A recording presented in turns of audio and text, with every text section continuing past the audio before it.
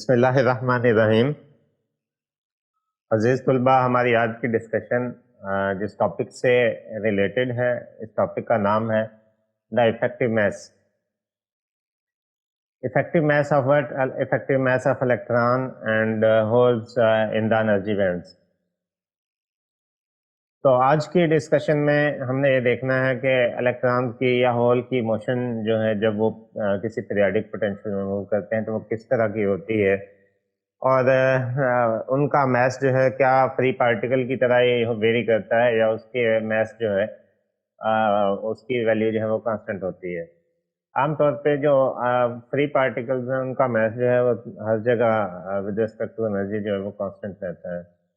लेकिन इस केस में देखते हैं, जब आप कहते हैं कि बैंड्स हैं और बैंड गैप हैं, अलाउड रीजन है और फॉरबिडन रीजन्स हैं, तो इस केस में आप देखेंगे तो सबसे पहले इफेक्टिव मास की अगर डेफिनेशन देखी जाए तो सॉलिड स्टेट फिजिक्स में आप कहते हैं effective mass is the mass that it seems to have when responding to forces, or the mass it seems to have when interacting with other identical particles in any thermal distribution.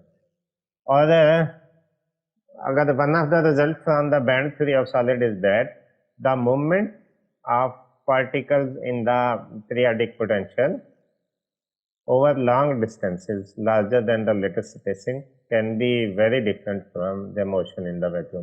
तो electron जैसा vacuum में move करता है, अगर periodic potential में उसकी movement को देखा जाए, स्पेशली जब उसका जो distance travelled by the electron है वो इससे लेटेस्ट की पीरियोडिसिटी से ज़्यादा हो, तो उसकी मोशन इंटायरली डिफरेंट होती है। तो effective mass is the quantity that is used to simplify band structure by modeling the behavior of a free particle with that mass. तो फ्री पार्टिकल के कंसेप्ट को भी साथ साथ डिस्कस करेंगे और जो पीरियोडिक पोटेंशियल में मूव करेगा उसको भी साथ साथ डिस्कस करेंगे। तो यहाँ जो बात जहन में रखने वाली है इफेक्टिव मास के हवाले से वो ये है कि the mass of an electron in the periodic potential of a crystal is different from free electron mass is really refer to effective mass. तो बैंड के अंदर इलेक्ट्रॉन की जो मास है वो फ्री इलेक्ट्रॉन की मास से, बॉन्ड स्टेट में जो इसकी मास है वो फ्री इलेक्ट्रॉन से डिफरेंट होती है। अकॉर्डिंग टू इसको किस तरह से देखेंगे, किस तरह से इसका पता चलेगा, तो इसके लिए हम इलेक्ट्रॉन की वेव नेचर पे फोकस करेंगे। डी ब्रागली हाइपोथेसिस के अकॉर्डिंग जो मूविंग इलेक्ट्रॉन है उसके साथ एक वेव एसोसिएट करती है, तो इस पे आप वेव मैकेनिक्स जो है वो अप्लाई कर सकते हैं। So velocity of particle is equal to group velocity of a wave associate with the particle. Wave की दो वेलोसिटीज होती हैं, एक ग्रुप वेलोसिटी जिससे पूरे का पूरा वेव पैकेट मूव करता है, और दूसरी उसकी फेज वेलोसिटी जिस वेलोसिटी से उसका फेज चेंज होता है। ठीक है, सो वेलोसिटी ऑफ द पार्टिकल जिसके साथ वेव एसोसिएट करती है वो उसकी ग्रुप वेलोसिटी जो है उसको डिस्क्राइब करती है। तो इलेक्ट्रॉन की बात कर रहे हैं जो कि एक पार्टिकल है, उससे वेव एसोसिएट करती है, तो इसकी वेलोसिटी को डिस्क्राइब करने के लिए हम ग्रुप वेलोसिटी को स्टडी करेंगे। और ग्रुप वेलोसिटी जो है उसको उसका रिलेशनशिप है v is equal to d omega by d k. So v is equal to d omega by d k. यहाँ पे ओमेगा जो है वो एंगुलर फ्रीक्वेंसी है, के वेव वेक्टर है। ठीक है, so rate of change of angular frequency with respect to wave vector, इसको आप फेज वेलोसिटी ग्रुप वेलोसिटी कहते हैं। इस इक्वेशन में हमने किया ये है कि इसमें आपने डी ई से मल्टीप्लाई और डिवाइड कर दिया है। ठीक है, सो ये बन गया D omega by d E और ये बन गया डी ई बाई डी के। राइट, तो एनर्जी है को भी आप एंगुलर वेलोसिटी से रिलेट कर सकते हैं, E is equal to h cut omega.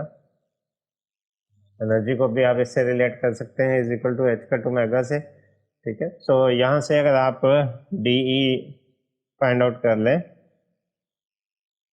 यहाँ से अगर आप डी ई फाइंड आउट कर लें, डी बाई डी ओमेगा, ठीक है, ये ई है आपके पास। ठीक है, तो यहाँ से D by D omega find out कर लें तो वो एच कट के बराबर आ जाएगा। दोनों साइड पे आपने सिंपली डिफरेंशियल लिया है, दोनों साइड पे आपने सिंपल डिफरेंशियल लिया है, तो ये इसके बराबर आ गया डी ई और d omega is equal to h cut. अब इस रिलेशनशिप में था आपके पास d omega by d E, ठीक है। तो इसका इनवर्स ले लें तो वो 1/h कट बन जाएगा। तो इस इक्वेशन के अंदर ये पहली जो टर्म है इसकी जगह 1/h कट लिख सकते हैं। तो v की वैल्यू आपके पास क्या बन जाएगी, 1/h cut D by d के, ठीक है। एच कट कांस्टेंट है तो 1/h कट जो है वो भी कांस्टेंट होगा। तो यहाँ से हमने ये देखा कि जो ग्रुप वेलोसिटी है इलेक्ट्रॉन की या किसी भी पार्टिकल की जिसके साथ वेव एसोसिएट करती है, वो d E by d k directly proportional है, ठीक है। D E by d k rate of change of energy with respect to wave vector के, ठीक है। तो यह सादा लफ्जों में अगर आप इसको देखें तो ये स्लोप है एनर्जी वेव वेक्टर ई के जो ग्राफ हम ड्रा करते आए हैं पहले भी, ठीक है, जिसके जरिए आप बैंड और जो फॉरबिडन गैप है उसको शो करते हैं। तो अगर आपके पास ई की वेरिएशन के हिसाब से मौजूद हो तो फिर आप वेलोसिटी की वेरिएशन को ड्रा कर सकते हैं, ग्रुप वेलोसिटी की, पार्टिकल की वेलोसिटी की वेरिएशन को ड्रा कर सकते हैं। तो ये रिलेशन हमारे बहुत काम आएगा, ये बहुत सिग्निफिकेंट है to describe motion of electron in the band theory. ये क्या इंडिकेट करता है, it indicates that the motion of electron can be completely described if E k curve is available, ठीक है।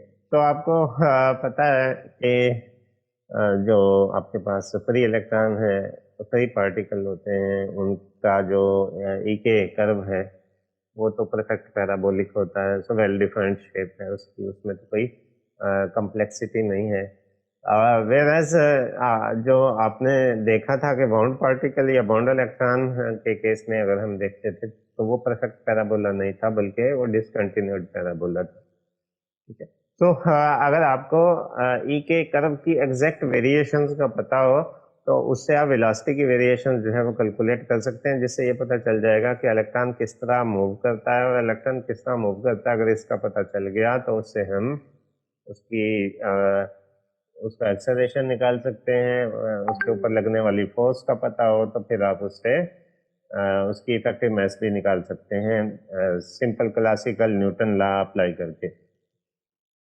पहले फ्री इलेक्ट्रॉन का केस देखते हैं, ई के कर्व की इंफॉर्मेशन में मिलती है कि नहीं। एक्चुअली ये रिजल्ट आप पहले भी कई बार फाइंड आउट कर चुके हैं, जस्ट फॉर सिंप्लिसिटी एक बार फिर इसको ड्रा करते हैं। एनर्जी के हवाले से आप लिख सकते हैं E is equal to, energy के हवाले से आप लिख सकते हैं E is equal to p square by 2m, where p जो है ये मोमेंटम है और m जो है मास ऑफ द पार्टिकल है। और मोमेंटम को आप लिखते हैं आमतौर पे h over lambda, de Broglie hypothesis से हम राइट कर रहे हैं h ओवर लेमडा, राइट। तो यहाँ पे जो है आपने जो है कुछ चीज़ें जो है वो एडजस्ट की हैं। तो ये आपके पास जो रिलेशनशिप है इसमें यहाँ पे h ओवर 2 पाई की जगह पे आप h कट लिख सकते हैं, राइट। और k जो है ये ऊपर चला जाएगा। यहाँ से पहले आपने लेमडा की वैल्यू पुट की है बुनियादी तौर पे इस रिलेशनशिप में using this k is equal to 2 pi by lambda. Wave number k का ये रिलेशन है k is equal to 2 pi by lambda. तो लेमडा इधर आ जाएगा तो k हो जाएगा, लेमडा इधर आएगा तो लेमडा की वैल्यू बनेगी 2 पाई बाई के, ये आपने पुट कर दी। अब वही के डिनोमिनेटर का डिनोमिनेटर है तो ये ऊपर चला जाएगा, तो ये बन जाएगा H square k square over 2 pi square. तो एच ओवर 2 पाई जो है वो एच कट के बराबर होता है।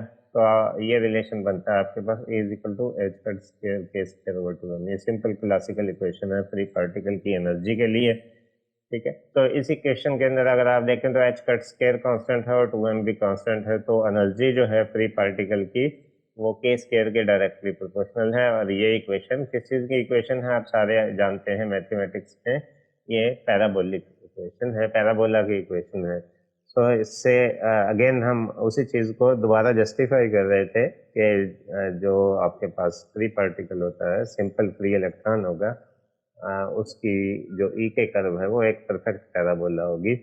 तो उसकी जो कि परफेक्ट पैराबोलिक वेरिएशन है तो उसकी इफेक्टिवनेस को आसानी से डिस्क्राइब किया जा सकता है। और उसकी इफेक्टिव मास जो है वो कांस्टेंट होती है। जबकि अगर आप बात करें बाउंड इलेक्ट्रॉन की, तो उसमें हमने देखा था कि फर्स्ट ब्रिलियन जोन की बाउंड्री पे जाके पहला गैप बनता था। ठीक है, तो हम अपने आप को रिस्ट्रिक्ट करते हैं फर्स्ट ब्रिलियन जोन में इलेक्ट्रॉन की मोशन पर, कि पहले ब्रिलियन जोन में इलेक्ट्रॉन की मोशन जो है, जब वो एज ए वेव बिहेव करता है तो किस तरह की होती है, और उस मोशन से ही हम रिलेट करेंगे इफेक्टिव मास को, कि उसका फिर इफेक्टिव मास जो है वो कैसे कैलकुलेट किया जा सकता है। तो हम फाइंड आउट करके आए हैं कि जो वेलोसिटी है वो डायरेक्टली प्रोपोर्शनल है डी ई बाई डी के। फर्स्ट ब्रिलियन जोन में इसी चीज को अप्लाई करते हैं। ये फर्स्ट ब्रिलियन जोन में आपने ई के डायग्राम जो है वो ड्रा कर दी। तो नॉर्मली तो आप स्ट्रेट फॉरवर्ड लाइंस ड्रा करते हैं, लेकिन ये परफेक्ट वेरिएशंस है इन लाइंस की, कि एक्चुअली किस पॉइंट पे ये किस तरह की वेरिएशन होगी इस कर्व के अंदर। So at top and bottom and the term dE by dk will become zero, so electron velocity is zero. अगर आप यहाँ पे देखें, जहाँ जहाँ पे हॉरिजेंटल होती है वैल्यू, वहाँ वहाँ पे तो एनर्जी का डेरिवेटिव विद रिस्पेक्ट टू के जो है वो जीरो हो जाएगा। ठीक है, ये टॉप पोजीशन पे और ये बॉटम पोजीशन पे डी ई बाई डी के जो है ये किस चीज के बराबर होगा, जीरो के बराबर होगा। तो इन तीन जगहों पे तो वेलोसिटी जो है वो आपको पता चल गया कि वो जीरो के बराबर है। अब इस कर्व के दरमियान में एक पॉइंट आता है, इसको हम रिप्रेजेंट करते हैं के इज इक्वल टू के नॉट। ठीक है, जैसे जैसे के की वैल्यू बढ़ती है इलेक्ट्रॉन की वेलोसिटी भी बढ़ती जाती है। एक पॉइंट आता है, उसके बाद फर्दर वेलोसिटी बढ़ने की बजाय कम होना शुरू हो जाती है। ठीक है, तो एक पॉइंट आता है जहाँ पे वेलोसिटी मैक्सिमम होती है, उस पॉइंट को कहते हैं पॉइंट ऑफ इन्फ्लेक्शन। उसको के इज इक्वल टू के नॉट से रिप्रेजेंट करते हैं। This is the point, this is the point, this one, और अगर आप नेगेटिव साइड पे देखें तो दिस वन। इन पॉइंट्स को कहते हैं पॉइंट ऑफ इन्फ्लेक्शन। ठीक है, तो यहाँ पे जाके स्लोप जो है वो कम होना शुरू हो जाएगी। इस साइड पे चूंकि नेगेटिव स्लोप है तो वो नेगेटिवली कम होगी, तो इसके बाद वेलोसिटी इस साइड पे वेलोसिटी जो है वो नेगेटिव होगी, इस साइड पे वेलोसिटी जो है वो पॉजिटिव होगी। पॉइंट ऑफ इन्फ्लेक्शन तक दोनों साइड पे बिल्कुल उसी तरह है जिस तरह फ्री पार्टिकल के लिए के। तो जो लोअर पार्ट है इसकी मोशन बिल्कुल उसी तरह की है एग्जैक्टली जैसी कि फ्री पार्टिकल की है। ठीक है, लेकिन पॉइंट ऑफ इन्फ्लेक्शन के बाद की वेरिएशंस डिफरेंट हैं। ठीक है, तो इन वेरिएशंस को कंसिडर करना जरूरी है। अब इन पॉइंट पे जाके जहाँ पे वेलोसिटी मैक्सिमम होगी वहाँ इसकी स्लोप भी मैक्सिमम होगी। तो ये पॉइंट है जहाँ पे इसकी स्लोप मैक्सिमम होगी, और जहाँ पे स्लोप मैक्सिमम होगी वहाँ पे वेलोसिटी जो है वो मैक्सिमम होगी पार्टिकल की। तो इसके बाद वेलोसिटी जो है वो बढ़ने की बजाय कम होना शुरू कर देती है। तो जो कि फ्री इलेक्ट्रॉन से क्वाइट डिफरेंट है, उसमें कम होने का कोई कंसेप्ट नहीं था। तो जैसे जैसे आप जोन बाउंड्री के करीब आते हैं वैसे वैसे वेलोसिटी कम होती होती एक सैचुरेशन वैल्यू अचीव कर लेती है। उसके बाद आप उसको फर्दर इंक्रीज नहीं कर सकते। यहाँ ये करते हैं कि सपोज करते हैं एक एक्सटर्नल इलेक्ट्रिक फील्ड अप्लाई करते हैं सॉलिड मटेरियल के ऊपर for a time delta T. Field की वैल्यू जो है वो ये ई है और टाइम डेल्टा टी है। So if v is the velocity of electron then the distance travelled by it in time dt is v dt। s is equal to v t, जो simple पहली equation है, basic equation है motion की mechanics में, उसी को इस्तेमाल कर रहे हैं। So the gain in the energy of the electron, तो वो जब आप इलेक्ट्रिक फील्ड अप्लाई करते हैं तो वो इलेक्ट्रॉन को मूव करवाएगी, तो उसके रिजल्ट में कुछ डिस्टेंस कवर करेगी। So under the action of force जब कोई पार्टिकल डिस्टेंस कवर करता है तो उस पर वर्क डन होता है, जिसकी वजह से उसकी एनर्जी में चेंज आती है। सो इलेक्ट्रॉन की एनर्जी में गेन जो है वो अगर आपने निकालना हो तो वो सिंपल हमारे पास जो रिलेशनशिप है वो सिंपल, आपके पास जो वर्क का फार्मूला है वही आपने, ये फोर्स है आपके पास जो इलेक्ट्रिक फील्ड अप्लाई करती है किसी भी चार्ज पार्टिकल पे, ई चार्ज ऑफ इलेक्ट्रॉन है। ठीक है, और कैपिटल ई जो है ये इलेक्ट्रिक फील्ड की स्ट्रेंथ है, is equal to distance, is equal to force dot distance, right. So E epsilon naught और v की वैल्यू जो है वो आपको पता बनना हो रहा है इसका डी बाई डी के बराबर थी और डी टी हेजिकल आपने मेंशन कर दिया है। ठीक है, इस रिलेशनशिप को आप थोड़ा सा सिंप्लीफाई कर लें, डी से अगर डी को कैंसिल कर दें तो D k by d T निकाल सकते हैं। तो वही हमने किया है, तो ये टॉप पे जो इक्वेशन है ये इसका रिजल्ट है, d k by d t is equal to E epsilon और एच एच। ठीक है, यहाँ एप्सिलॉन बुनियादी तौर पे आप इलेक्ट्रिक फील्ड की स्ट्रेंथ के लिए मैं बोल रहा हूँ। ठीक है, तो उसका सिंबल आपने एनर्जी से डिफ्रेंशिएट करने के लिए एप्सिलॉन लाइक जो है वो लिखा है। अब इसका एक्सेलरेशन फाइंड आउट करते हैं। अगर वेलोसिटी निकाली जा सकती है ग्रुप वेलोसिटी, तो इसका एक्सेलरेशन भी निकाला जा सकता है। एक्सेलरेशन होता है rate of change of velocity with respect to time. तो acceleration a is equal to d v by d t के बराबर होगा, is equal to d by d t, ये वी की वैल्यू आपने लिख दी 1/h cut d E by D.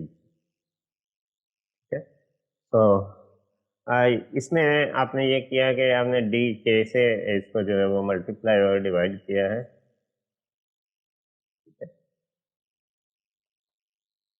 D T को भी आपने जो है वो अंदर ले गए हैं, इसका डेरिवेटिव लिया है। तो डी बाई डी के को अलहदा निकाल लिया है, डी ई ओवर डी के और d k by d t. ये डी के इस डी के से काट दें तो आपकी यही वाली इक्वेशन बन जाती है।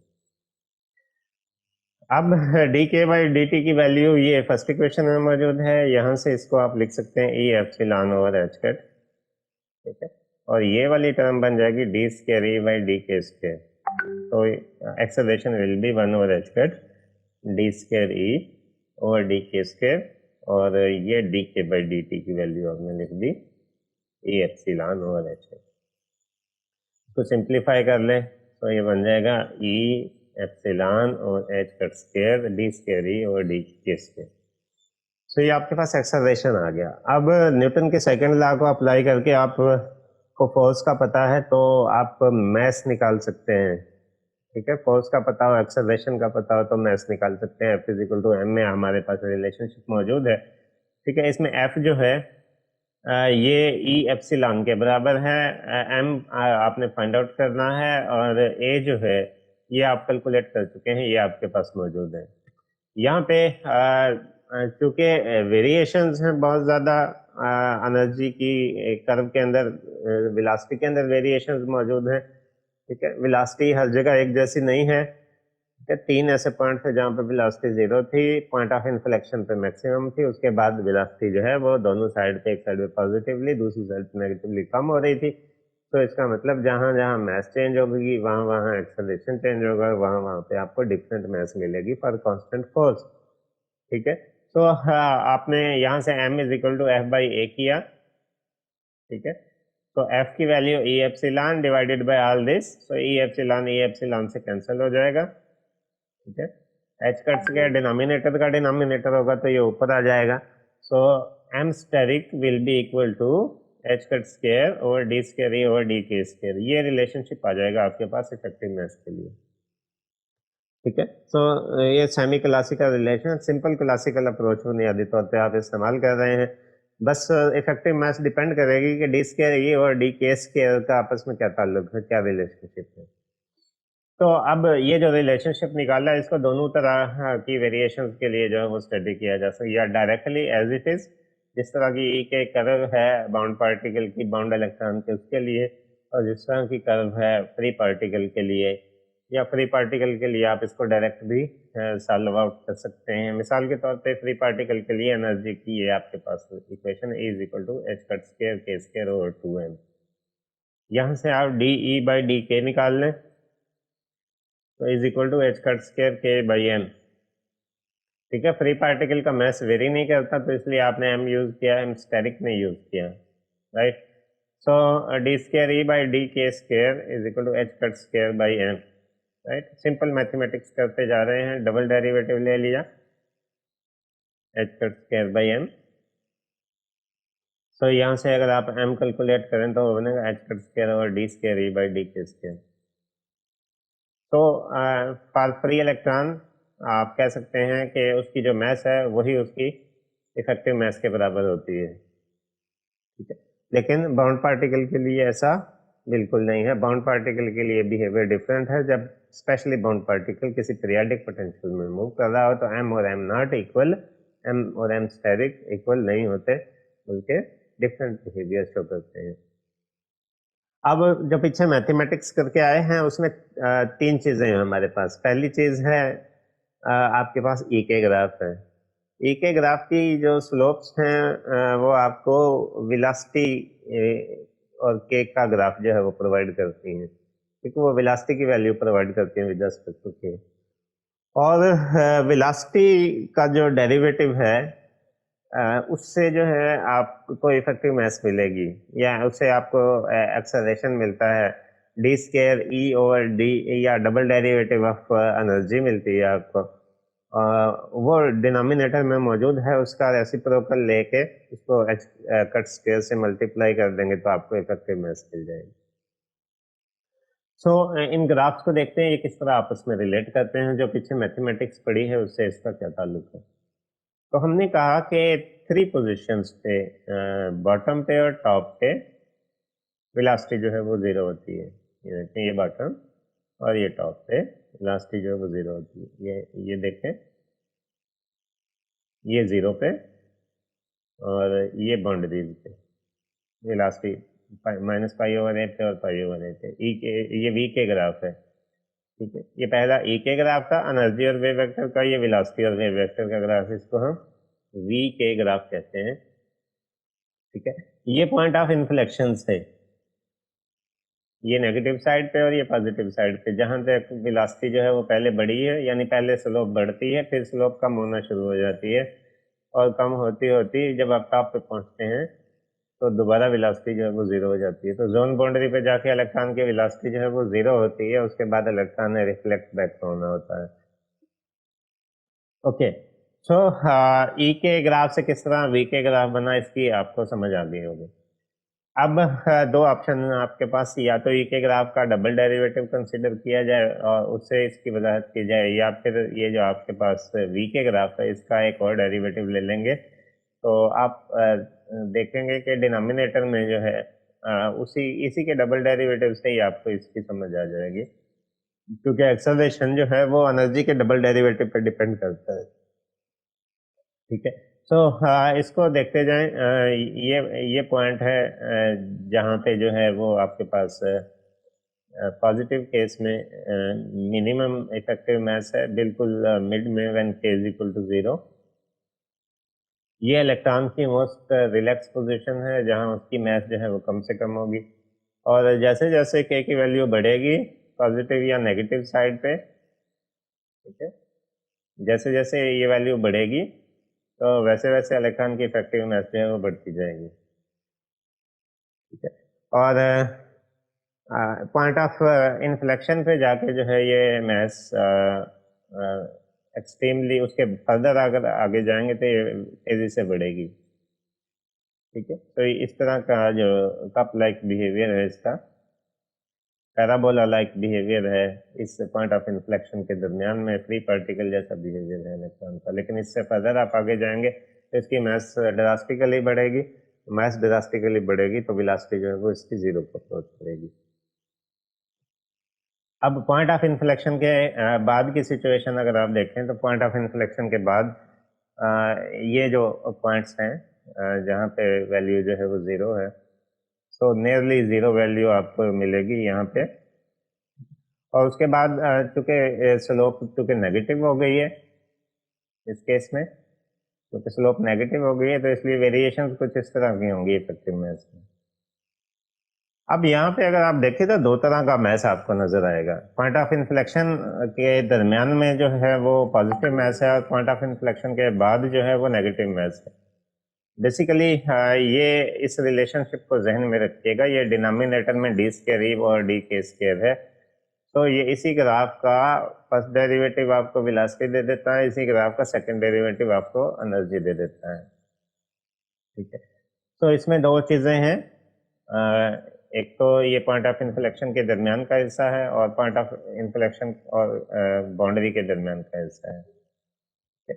तो जो मिड पार्ट है वहाँ पे मास जो है वो पॉजिटिव है, और जो मिड पार्ट की साइड्स हैं बाउंड्रीज के दरमियान वहाँ पे मास जो है वो नेगेटिव है। तो इस कंसेप्ट को अंडरस्टैंड करने की ज़रूरत है, तो इसकी वजाहत को डिटेल में डिस्कस करते हैं।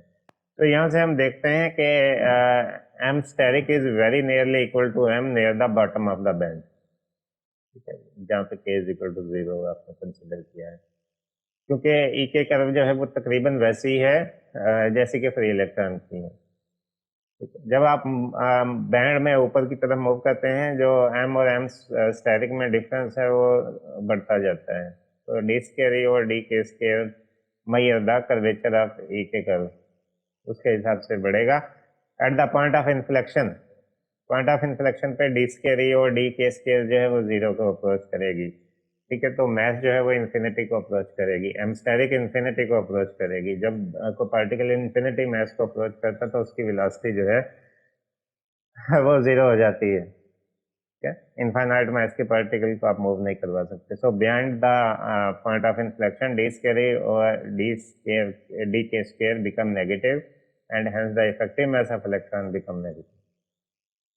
अब मैथ्स के बारे में हम पढ़ के आए हैं कि मैथ्स जो है आमतौर पर नेगेटिव नहीं होता। ठीक है, तो this awkward situation of having electron of negative mass is avoided by introducing a mathematical artifact called hole.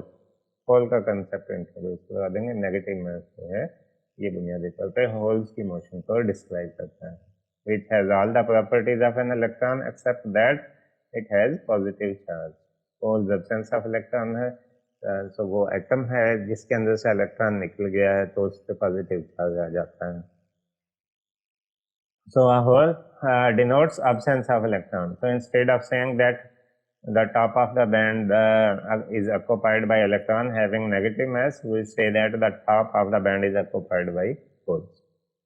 ठीक है, जो बॉटम है वो इलेक्ट्रॉन से ऑक्यूपाइड है, पॉइंट ऑफ इन्फ्लेक्शन तक आपको जो है वो इलेक्ट्रॉन मिलते हैं, और जो टॉप ऑफ द बैंड है that is occupied by negative masses, इसलिए हम कहेंगे that is occupied by the whole.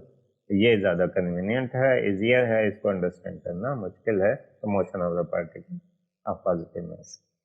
सो जब आप इलेक्ट्रिक फील्ड अप्लाई करते हैं across the crystal, electron starts at k is equal to 0, right, its wave vector increase with the time, तब तक जब तक उसकी वेलोसिटी मैक्सिमम नहीं होती at the point of inflection. और बियॉन्ड दिस क्या है, beyond this the same field produce decrease in the velocity. ठीक है, that is the mass must become negative in the upper part of the band. तो ये variation है band के different हिस्सों के अंदर। ये पहला अलाउड बैंड था ना, उस बैंड के अंदर आप मोशन को एनालाइज कर रहे हैं। तो बॉटम में इलेक्ट्रॉन की तरह है, टॉप में जो है वो नेगेटिव मास का कंसेप्ट आता है, तो आप कहते हैं कि top of the band is filled by the holes, right.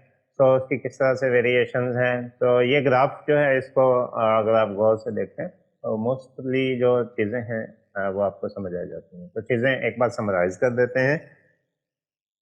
हमने कहा कि अगर इफेक्टिव मास को देखना है पीरियोडिक पोटेंशियल में, तो उसके लिए आपको ये देखना पड़ेगा इलेक्ट्रॉन मूव कैसे करता है। तो इलेक्ट्रॉन की जो वेव लाइक बिहेवियर है डी ब्रॉगली हाइपोथेसिस है, उसको उसका कंसेप्ट ज़हन में रख के हमने उसकी वेलोसिटी को फाइंड किया। तो हमने देखा कि उसकी मोशन जो है वो एनर्जी के साथ रिलेट करती है, एनर्जी और वेव वेक्टर का जो ग्राफ है ई के कर्व से रिलेट करती है। तो ई के कर्व से ही आपने जो है वो वी के कर्व जो है वो बनाई, और उसी वी के कर्व को यूज करके या डायरेक्ट ई के कर्व का सेकंड डेरिवेटिव लेके हमने एम स्टेरिक के डायग्राम जो है वो बनाई है। ठीक है, तो जो कि वेरिएशन को शो करती है मैस के जब पार्टिकल जो है वो पीरियोडिक पोटेंशियल के अंदर किसी बैंड के अंदर मूव करता है या किसी बैंड में मौजूद होता है। तो ये हमारी आज की डिस्कशन है। मैं उम्मीद करता हूँ आपको इसकी समझ आई होगी। Thank you very much students for your attention.